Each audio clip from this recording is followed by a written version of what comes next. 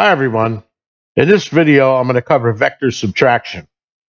A vector subtraction, again, we have the same example as before, except this time we're going to subtract.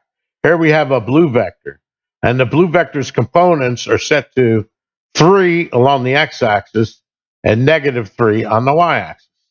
And then we have the red vector, which is -4 in the x-axis and -4 in the y-axis. And after the subtraction, we're going to end up with this green vector here, which is going to be pointing at 7x and 1y, positive 1y. And the easiest way to visualize subtraction is, let's say that you took the inverse of the second vector and then you added it to the first vector.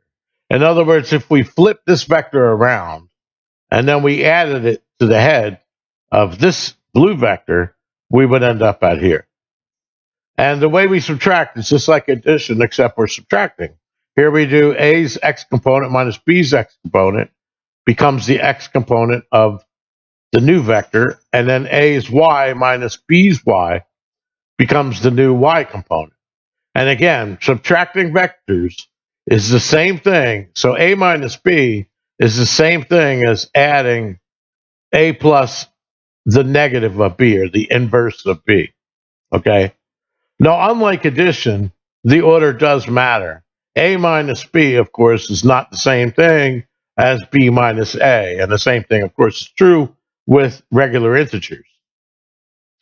So that's vector subtraction in a nutshell. Be sure to hit like and click subscribe if you're enjoying the series. And I appreciate if you share the video too. Thanks a lot. Have a great day.